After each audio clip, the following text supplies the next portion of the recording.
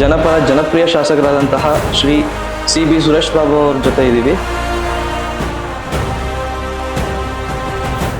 ಕಳೆದ 12-13 ವರ್ಷಗಳಿಂದ CET, NEET ಮತ್ತು JEE ಈ ಕೋರ್ಸ್ಗಳಿಗೆ ಉಚಿತವಾದಂತಹ ಶಿಬಿರವನ್ನು ಏರ್ಪಡಿಸ್ತಾ ಇರುವಂತಹದ್ದು ಬಹಳ ಸ್ತುತ್ಯಾರ್ಹವಾದ ವಿಷಯ.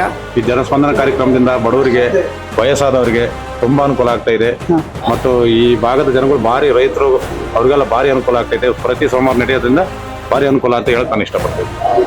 ಯಾವ MLAನೂ ಸಹ ಈ ತರ ರಿಸ್ಕ್ ತಗೊಳಲ್ಲ. ಆ ತರ ನಮ್ಮ ಸುರೇಶ್ ಬಾಬು ಸರ್ ಅವ್ರು ತಗೊಂಡಿದ್ದಾರೆ. ತುಂಬಾ ಖುಷಿ ಆಗುತ್ತೆ.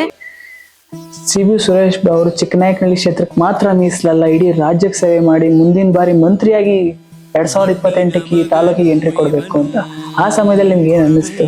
ಚಿಕ್ಕನಾಯಕನಹಳ್ಳಿ ಹೇಮಾವತಿ ನೀರ್ ತರಕ್ ಆಗುತ್ತಾ, ತಂದ್ರೆ ನಾನು ರಾಜಕೀಯ ಬಿಟ್ಟು ಹೋಗ್ತೀನಿ ಅನ್ನೋ ಒಂದು ಮಾತು ಬಂದಿರುತ್ತೆ. ಚುಂಬಲ್ ತರಬೇಕು, ಮತ್ತೊಂದು ಏನೇನೋ ಟೀಕೆಗಳು ಬಂದು ಅವತ್ತು ಎಲ್ಲ 144 ಸೆಕ್ಷನ್ ಎಲ್ಲ ಆಯ್ತು.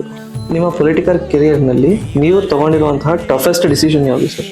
ನಾನು ತಗೊಂಡಂಥ ನಿರ್ಧಾರ ಒಂದು, ಮನೆ ಬಿಟ್ಟು ಈಚೆ ಹೋಗ್ದಿದ್ದಂಥದ್ದು ಒಂದು. ಇಂದ ಹೋರಾಟಗಳು ನಡ್ಕೊಂಡ್ ಬಂದಿದ್ದು ಇವತ್ತು ಇನ್ನೂ ಕೂಡ ಅಪೂರ್ಣ ಮಾಡ್ಲಿಕ್ಕೆ ಸಾಧ್ಯ ಆಗ್ತಾ ಇಲ್ಲ.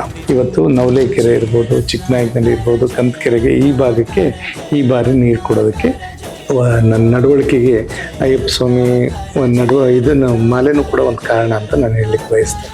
ಆ ರೀತಿಯಲ್ಲಿ ಕೆಲವಳ್ಳಿಗೆ 26 ಕೆರೆಗೆ ನೀರು ಬರೋದ್ರಲ್ಲಿ ಕೆಲವು ಉಳಿಯಾರ ಭಾಗಕ್ಕೆ ಕೆಲವು ಕಡೆ ಬಂದಿದೆ.